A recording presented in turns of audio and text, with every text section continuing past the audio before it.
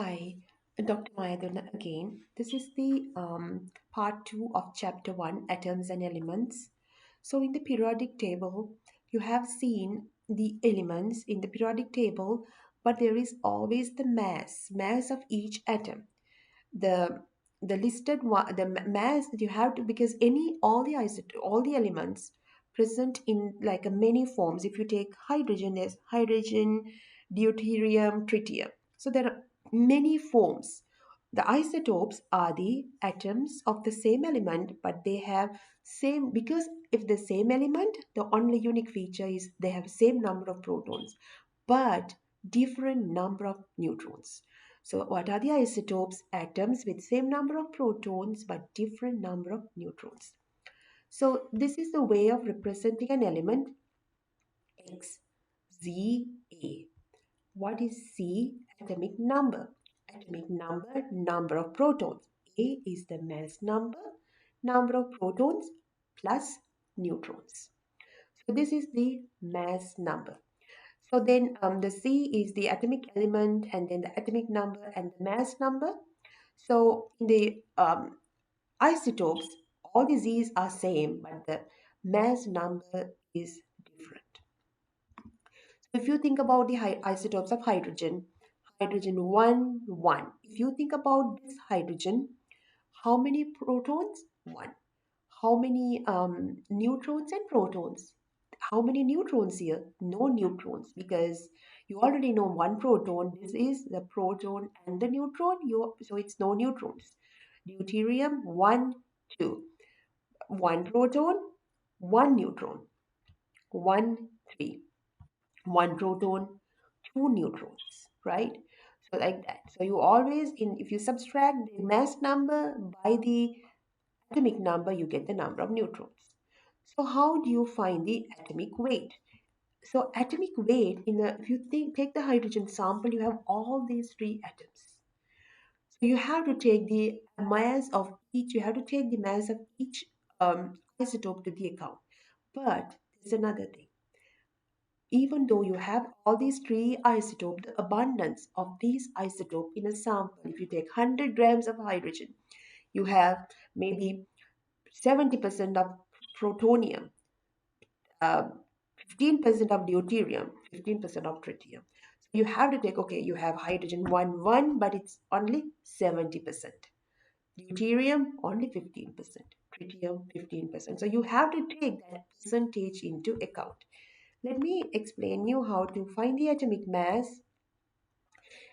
Atomic mass unit is defined as 1/12 of the mass. So let's find how to calculate the average atomic mass. I have a question.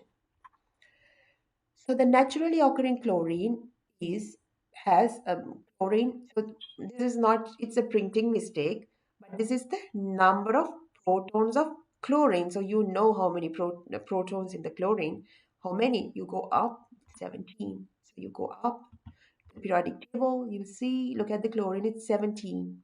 So even if it's not there, you know what is it. Okay. Go down, down, down. Okay. So naturally occurring chlorine is 75% 78 of 1735, and then 2422 of 1737. So then you have the chlorine, two isotopes. One isotope is this one, the chlorine 1735, and then the other isotope is chlorine 1737.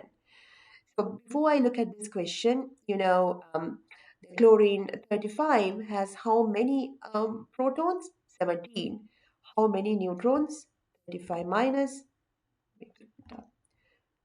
35 minus 17, 18. And then, so this is 18. In order to find the atomic mass, you don't have to worry about it. You just take the percentage and the mass, and then so that's how. Okay, let me show you the other one too. So then it's 37 minus 30, 17. So this has 20 neutrons and 17 protons. Okay, my question. Naturally occurring chlorine is 75%, 78% of 1735 chlorine and 22% of 1735 chlorine, 37 chlorine. What is the atomic mass? You take the mass of this chlorine, which is 35. When you see this is 35. Why? Because it shows it round off the number, but it's real is 34.96. When you round off, it's 35. So that's why it's the same number, this one and this one. You take this is the percentage, right? So you divide this by 100. So it's we think about like 100. When you can write it, it's the same number, but if you write 75.78, you divide by 100 to 75.78, 0.7578, 34, plus you take the other isotope, which is 0.2422, and get the mass, which is 36.97. So you multiply each abundance and the mass. Take all the isotopes. First thing, you look at how many isotopes. Okay, this is 2. What is the abundance? What is the mass? You multiply these together and you add all these numbers, and 35.45 AMU is the mass of chlorine sample. And then I have this question. Um, so now each set of data lists 2 isotopes of a particular element. Use the atomic masses on the periodic table to determine which one has the large percent of abundance. Neon 20, neon 22. So now in this periodic table, it's not, you don't have the atomic masses. Let me get a periodic table with atomic masses.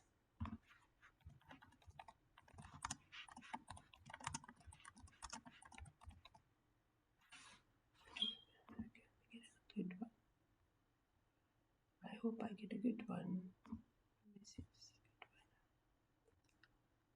Okay. Oh, this is a good one. I hope you can see.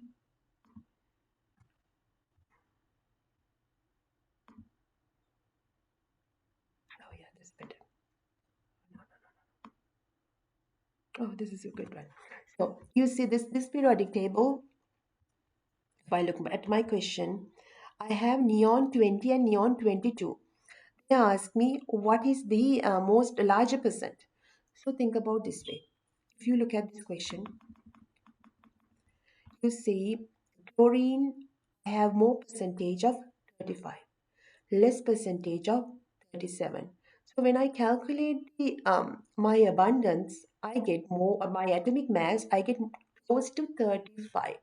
So when you have the more, actually you more abundance, it's the atomic mass unit comes with closer to the more abundant one. Think about a sample. It's come to the, like the mass is so that it's that's why I said okay, the 35 one should be the most abundant one. So let's look at the neon 20 and 22. In the periodic table, if you look at the neon 20, periodic table, you look at it. Neon, it's here, it's 20.1797. 2 isotopes for neon, which is neon 20 and neon 22. I'm directly saying neon 20 is the most abundant one because you see the atomic mass close to neon 20. So most abundant one is the neon 20. Same with indium 113, indium 115. I go to the periodic table. I look at where's indium. IN. It should be in the 115 here. Oh my gosh. IN. Should be here. Yeah, here. Sorry. So indium 115, 160.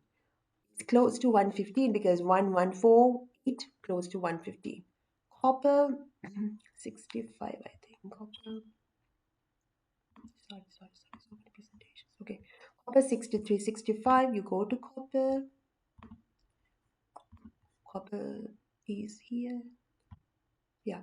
63, 65. It close to 63.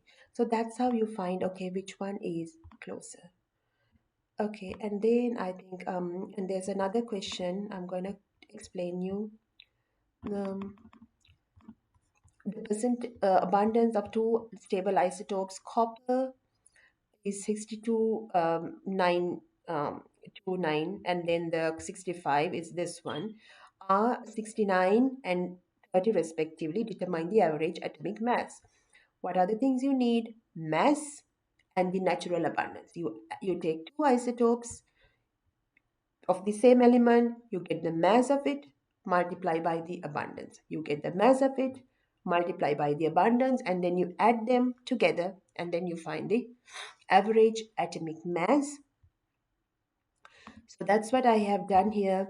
You take the abundance, and then so this can be two ways. Abundance can be 69 because it's 69%, right? So you have to take the percentage into account. It can be 69.17, divide by 100, or you just take the number, divide by it, and then so then it's six, it can be 0.6917. You multiply by the this is the abundance multiplied by the mass, plus abundance multiplied by the mass, and then you add these two numbers, you get the atomic mass units. So this is the end of chapter 1. This is the overview video. I want you to watch it, but then I want you to study this chapter by yourself. Look at it, read it, watch other videos. I have added some more videos, and then you have to read the PowerPoint again. If I You can take your own notes and then study well, and then go to the homework questions. Thank you.